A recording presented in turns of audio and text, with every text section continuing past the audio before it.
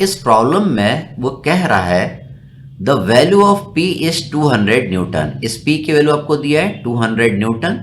Find the value of Q for which the given system is in equilibrium. आपको P की value दिया है 200 Newton और Q की वैल्यू वो पूछ रहा है कि Q की वैल्यू कितना रहेगा कि ये सिस्टम आपका इक्विलिब्रियम में रहेगा। तो देखिए हम क्या करेंगे, हम लामिस थ्योरम लगाएंगे। हमें देखिए यहाँ पे P दिया हुआ है और हमें Q निकालना है और ये सिस्टम इक्विलिब्रियम में, मतलब B पॉइंट भी इक्विलिब्रियम में रहेगा और C पॉइंट भी आपका इक्विलिब्रियम में रहेगा।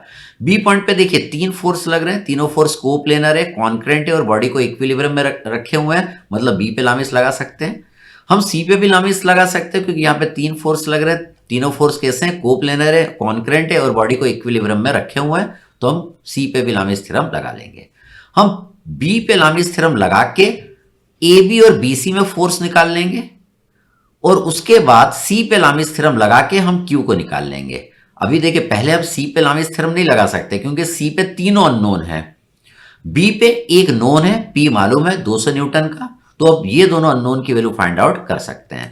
तो देखिए सबसे पहले हमने B पे लामिस थ्योरम लगाया, तो B पे हमने लिखा force in AB is equal to force in BC upon is equal to P upon P की वैल्यू हम कितना पुट कर देंगे, 200 न्यूटन पुट कर देंगे कैलकुलेशन के समय। जब हम फोर्स इन AB अपॉन लिखेंगे तो P और BC के बीच का एंगल देखेंगे। देखिए P और BC के बीच का एंगल कितना है, 45 डिग्री है, तो हम यहां पे लिखेंगे दैट इज अपॉन साइन 45। जब मैं फोर्स इन BC अपॉन लिखूंगा तो AB और P के बीच का एंगल देखूंगा, तो इन दोनों के बीच का एंगल देखिए आपको 75 डिग्री नजर आ रहा है, तो यहां पे मैं लिख दूंगा साइन 75। जब मैं P अपॉन लिखूंगा तो AB और BC के बीच का एंगल देखूंगा, कौन सा एंगल लूंगा जो कि 180 से कम है। आप ये वाला भी एंगल ले सकते हैं, ये वाला एंगल लेने पर 180 से एंगल ज्यादा लेने पर हो सकता है कि वैल्यू आपकी निगेटिव आ जाए, इसलिए हम हमेशा 180 से कम वाला एंगल लेते हैं।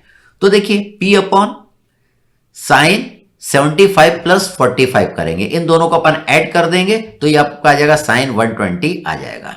तो इससे आप क्या निकाल लेंगे, आप फोर्स इन AB निकाल लेंगे और आपका फोर्स इन BC निकल गया।